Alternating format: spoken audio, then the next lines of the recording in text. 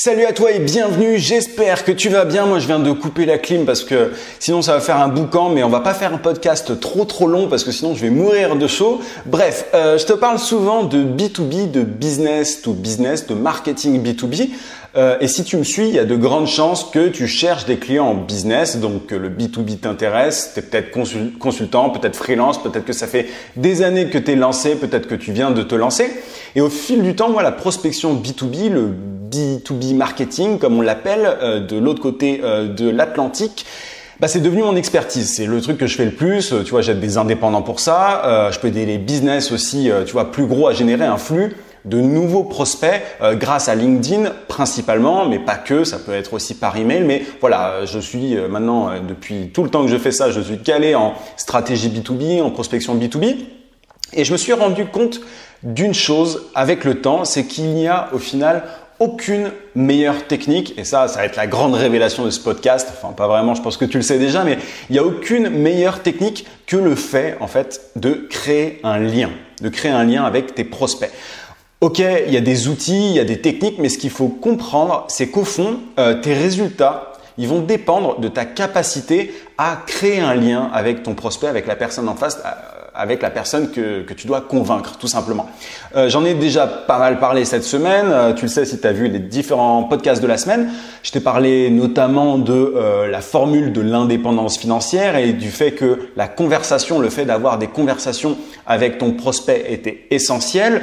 J'ai aussi mis en avant l'importance de la fréquence de ces conversations. Je t'ai dit que la fréquence à laquelle tu avais des échanges avec ton prospect importait beaucoup. Et en réalité, peu importe si tu fais du B2B ou du B2C, dans tous les cas, tu dois considérer la personne en face comme un être humain. Tu commences à comprendre peut-être le titre de ce podcast, mais tu dois considérer la personne comme un être humain, non pas comme un business ou un consommateur. Je vais y revenir. C'est bête dit comme ça, mais il y a beaucoup de gens, de business, de personnes qui passent à côté de ça, qui passent complètement à côté de ça. Et c'est pour ça que je voulais faire ce podcast. Ça peut paraître un peu bête, mais voilà. En face, tu as des êtres humains. Pour cette raison, j'avais vu pas mal d'articles à ce sujet, on peut dire aujourd'hui que le B2B et le B2C, après ça n'engage que moi, tu vois, j'aime bien utiliser des grandes images, de grands termes, mais je considère aujourd'hui que le B2B et le B2C sont morts. Alors, je suis pas du tout le premier à avancer ça, je suis pas du tout le premier à dire ça et je continuerai toujours à utiliser ces termes-là parce que c'est ceux qui sont encore employés. En tout cas, tant que c'est employé, je les utiliserai. Mais je considère aujourd'hui que le B2B et le B2C sont morts. Si tu vois pas ce que c'est le B2C, en gros, c'est le fait de vendre en tant qu'entreprise à des consommateurs, à des particuliers plutôt. Tu vois, par exemple, si tu es une marque de bagnole, de fringues, etc., tu fais du B2C. Donc, non, tu ne parles pas à des business quand tu prospectes en tant qu'indépendant, notamment si tu es consultant, freelance, tu fais pas du B2B. Enfin, tu as compris ce que je veux dire. Tu ne parles pas à des business. Et quand tu es une marque qui vend à des particuliers, tu ne parles pas à des consommateurs. Tu dois pas, en tout cas, considérer les gens comme des consommateurs. Si tu vends, je sais pas, des fringues, des voitures, des parfums, je sais pas, du soda, peu importe ce que tu vends, tu ne vends pas à des consommateurs. Tu es un être humain toi-même, c'est pour ça qu'il ne faut même pas te considérer comme un business. Dans B2B et B2C, ça commence par un B, donc le B de business. Tu es un être humain qui parle à des êtres humains et qui vend à des êtres humains.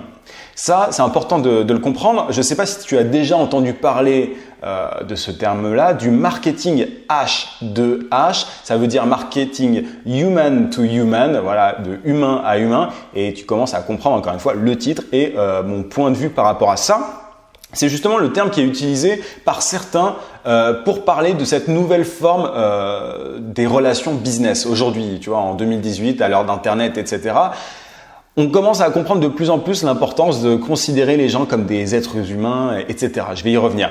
Le terme, il n'est pas nouveau. Ça fait plusieurs années qu'il existe. D'ailleurs, tu vois, quand j'ai fait mes petites recherches, parce que oui, je suis très studieux quand je fais mes podcasts, j'ai fait quelques recherches et je me suis rendu compte que ce terme H2H, marketing human to human, il est utilisé depuis pas mal d'années déjà. Je suis tombé sur des articles de 2014 et je pense que ça date bien plus que d'il y a 4 ans. Je pense que ça existe depuis beaucoup plus longtemps. Mais tu vois, je voulais aujourd'hui te parler vraiment du fait de considérer les personnes en face de toi comme des êtres humains. Et j'ai repensé à ce terme-là que j'avais lu il y a longtemps déjà et je trouve qu'il exprime vraiment bien le truc et la façon dont tu dois voir les choses toi aussi. Et il y a certaines personnes qui défendent ce terme. J'ai vu notamment un article du magazine Inc., le magazine américain que tu connais peut-être, qui dit pourquoi en 2018, voilà, c'est le H2H, le marketing H2H qui a gagné. Voilà, donc il y a des personnes qui défendent ce terme-là, le marketing H2H, mais il y en a d'autres qui pensent que c'est un cliché, que c'est des conneries, tout ça. Notamment, tu vois, un article que j'avais vu, je sais plus quel magazine c'était pour le coup, quel blog, parce que c'était sur Internet, qui datait de 2014 et qui disait que c'était des bêtises. Mais peut-être qu'on se rend compte de plus en plus avec le temps, entre 2014 et 2018. Il y a plusieurs années déjà, les choses vont très très vite, mais on se rend peut-être compte du coup que c'est pas du bullshit, que ce terme-là, alors ok, on aime beaucoup le jargon. Tu vois, je vais y revenir encore une fois, mais on utilise beaucoup de jargon en marketing, mais c'est pas qu'un mot, tu vois, comme ça, juste un mot bullshit. Ça, il y a une réalité au fond de tout ça. Donc, je sais pas si l'histoire gardera ce terme, mais en réalité, peu importe le mot, je pense que c'est important de se rendre compte que peu importe ce que tu vends, tu dois considérer les gens en face de toi comme tes égaux. C'est un peu la base, certains le font pas, mais c'est un truc qui est important. Encore une fois, il y a plein de jargon brumeux en marketing. Il y a aussi le terme, je ne sais pas si tu as déjà entendu parler si tu as déjà entendu ce terme, mais tu as le mot social selling qui existe. Le social selling, c'est le fait de vendre sur Internet. Alors, j'ai pas la définition exacte. Moi, j'aime pas du tout ce terme-là, je sais pas pourquoi. H2H, le marketing H2H, human to human, je dis H2H, mais H to H, comme pour parler en anglais, comme pour B2B, c'est H to H, c'est plus dur à dire, mais bon, j'aime pas forcément tout ce qui est jargon et tout, mais je trouve que il y a une réalité derrière tout ça. Et social selling, ben voilà, c'est le fait de vendre à l'heure des réseaux sociaux, d'utiliser les réseaux sociaux, les interactions que tu peux avoir sur Internet pour vendre derrière tes produits et tes prestations. Mais que ça soit le H2H marketing, le H2H marketing ou le social selling, ce que tout ça veut dire au final, c'est que la vente a changé à l'heure d'Internet. Tout ça a changé et on s'en rend compte. Et les gens veulent de plus en plus de personnalisation aujourd'hui, et être considérés comme des individus. J'imagine que c'est ton cas, tu vois, tu le vois toi aujourd'hui quand, par exemple quand on se rend compte aujourd'hui qu'un email par exemple n'est pas personnalisé, tu vois, on reçoit tous des spams, on reçoit tous des emails où on voit dès le début que le truc n'est pas personnalisé, on voit dès le début que c'est un truc qui a été envoyé en masse et tout, voilà, dès que c'est perceptible. En fait, souvent on se doute que les emails des marques sont envoyés en masse, qu'on n'est pas les seuls à recevoir l'email en question. Mais dès qu'on s'en rend compte, je sais pas toi, mais on l'ouvre pas ou alors on met ça direct à la poubelle. Enfin, tu vois, on a une espèce de réaction quasi instantanée à partir du moment où le truc est générique et qu'on n'est pas considéré comme des individus, quand on est considéré comme des vaches à lait. Et en prospection téléphonique, c'est pareil. Je sais pas toi, mais moi aujourd'hui, sur mon portable, je ne réponds plus au téléphone quand je ne connais pas. Bon, alors, je reçois tellement d'appels maintenant que surtout que je suis spammé, mais comme jamais, je crois que mon numéro a fuité quelque part, mais je réponds jamais au téléphone quand je ne reçois pas, quand je sais pas à qui appartient le numéro et si je rappelle pas si j'ai pas de message sur ma messagerie, sur mon répondeur. Je rappelle pas derrière. Et bref, dès qu'un message est générique aujourd'hui, dès qu'un message générique nous est adressé, peu importe le lieu, peu importe, tu vois, que ça soit sur Internet, par email, par courrier même, on ferme les yeux, on passe à côté. Vraiment, tu vois, il y a une espèce il y a un terme anglais américain, c'est ad blindness, c'est le fait d'être aveugle devant la pub. On voit tellement de pubs génériques, de trucs pas personnalisés que derrière, on est aveugle par rapport à tout ça. On ferme les yeux en fait. Et c'est exactement et tout ça est dû justement au fait que voilà, il n'y a pas de personnalisation. On se rend compte, on a l'habitude de recevoir des messages en masse peu personnalisés. On n'aime plus ça. Enfin, on est trop habitué à ça. Maintenant, on se rend compte que voilà, on ne doit pas accorder d'attention à tout ça. Donc j'en ai déjà parlé cette semaine, mais je reçois aussi, donc je reçois plein d'emails non personnalisés et de messages, même sur LinkedIn en fait, des messages génériques. J'en ai parlé cette semaine et je réponds pas et j'imagine que toi non plus. Et les marques aujourd'hui, et c'est là que tu peux te rendre compte que le marketing H2H va sans doute, qu'il y a une vraie prise de conscience par rapport à tout ça, c'est que les marques font de plus en plus d'efforts pour que les gens se sentent considérés comme uniques.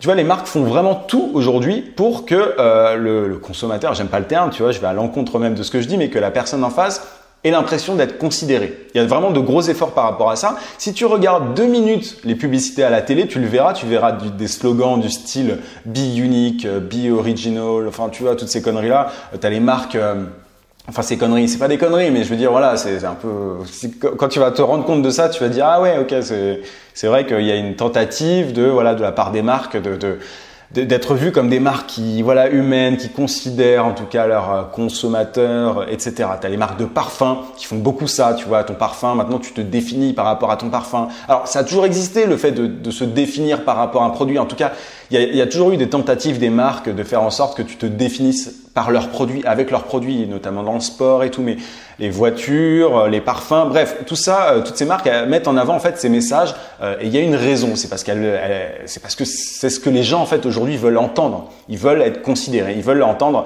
ce genre de discours. Et certains trouveront ça peut-être cynique, très peu humain finalement, mais en tout cas, tous ces messages trouvent un écho aujourd'hui. Donc si tu vends quelque chose, tes services ou peu importe quoi, tu dois prendre en compte cette tendance. Mais c'est pas une tendance, c'est un truc de fond, tu vois. Le human to human marketing, c'est quelque chose qui va durer. Les gens ont besoin de se sentir considérés. Donc peu importe si tu vends à une entreprise du CAC 40, tu dois considérer le décideur en face de toi, même si c'est Bill Gates. Enfin, il n'est pas de Bill Gates et CAC 40, c'est pas la même chose. Mais bref, si tu as un gros décideur en face de toi, même si voilà, il est très bien placé, tout, tu dois pas avoir peur. Tu dois le considérer comme un être humain, comme une personne à part entière. Et elle a peut-être des craintes, cette personne en face de toi. Et ces craintes, tu dois les traiter pour convaincre cette personne. C'est pour ça aujourd'hui que je considère que l'empathie, au final, cette qualité-là, c'est qui est donc pour te définir le truc rapidement, c'est la capacité à se mettre à la place de la personne en face de toi. C'est pour ça qu'aujourd'hui, je considère que l'empathie, elle est essentielle en marketing, en prospection, bref, dans la vente de manière générale, pour tout vendeur au final, même si j'aime pas trop le terme vendeur. Dans tous mes process de vente, que ça soit sur YouTube, que ça soit dans mes pubs Facebook, que ça soit par téléphone, j'anticipe tout le temps les objections qu'on pourrait m'opposer. Et c'est pour ça que d'ailleurs mes taux de conversion sont élevés sur chacun des endroits où je suis, que ce soit par téléphone, sur mes pubs Facebook, etc. En fait, toute la difficulté aujourd'hui, c'est d'allier outils, technologie et empathie, justement. C'est pas soit l'un, soit l'autre. Tu vois, c'est pas il s'agit pas d'utiliser les bons outils sans être capable d'empathie ou uniquement être empathique. Aujourd'hui, en 2018, pour vendre à une certaine échelle, tu es obligé d'allier les deux. Pour te prendre un exemple, quand je vends une formation, j'utilise des outils et des techniques. Ok, tu vois, j'utilise plein de petits outils et tout pour vendre mes formations. Mais je comprends aussi, ou en tout cas j'essaye, de comprendre les besoins des gens en face. Tes besoins, notamment, ça c'était la clim. Quand quand je vends une formation, c'est parce que je considère je pense qu'il y a un besoin derrière, que tu as besoin de ce que je vends. Je ne cherche pas à te vendre quelque chose à tout prix dont tu n'as pas besoin. Je considère que tu as une problématique. J'imagine que tu as telle problématique et j'essaye de la résoudre pour toi. Quand j'ai quelqu'un au téléphone pour payer, pour vendre en fait les services de mon agence, j'ai une liste de craintes aussi et d'objections qu'on pourrait m'opposer. Et je sais parfaitement y répondre. Et comment est-ce que j'ai fait pour arriver à cette liste d'objections et de craintes? J'ai beaucoup écouté auparavant les personnes avant de noter tout ça.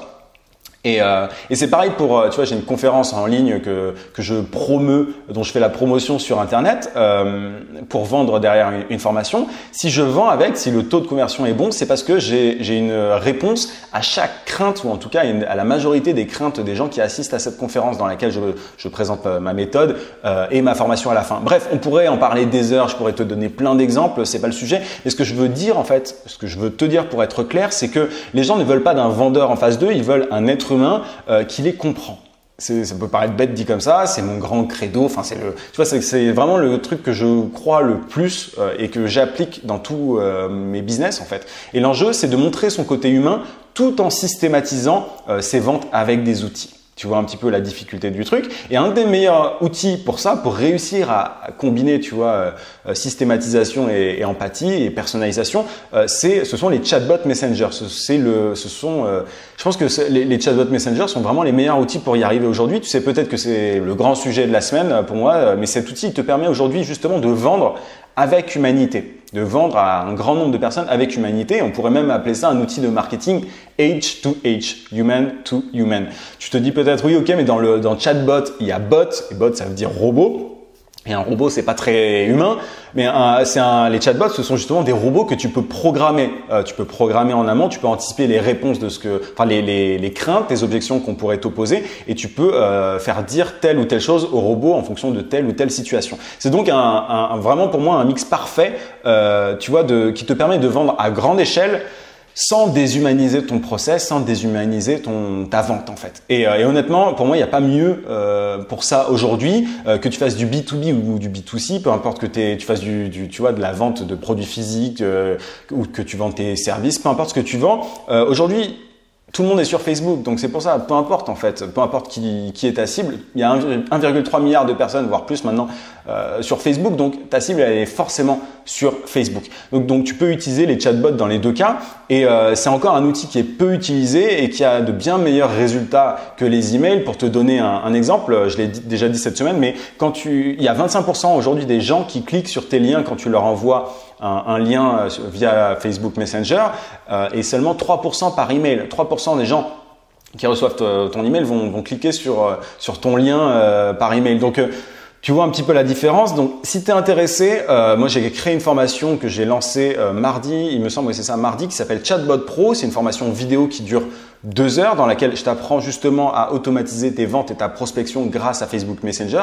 Je t'aide dans la première partie de la formation à créer ton chatbot de A à Z et ensuite dans la deuxième partie on va plus loin et je t'aide à tirer pleinement profit de ton chatbot. Voilà, c'est une formation qui a un tarif de lancement, donc un tarif spécial jusqu'à dimanche 23h. Tu as le lien en description, sinon sur le i si tu es sur YouTube et après dimanche 23h, la formation reprendra son tarif normal. Mais vraiment, si tu cherches à vendre, que ce soit en B2B ou en B2C, je pense que c'est une énorme opportunité et c'est sans doute le nouvel email aujourd'hui. Les emails, je l'ai déjà dit cette semaine, mais ils ne sont pas encore morts, mais c'est quelque chose qui pourrait arriver. Donc dépêche-toi d'en profiter avant dimanche 23h si ça t'intéresse.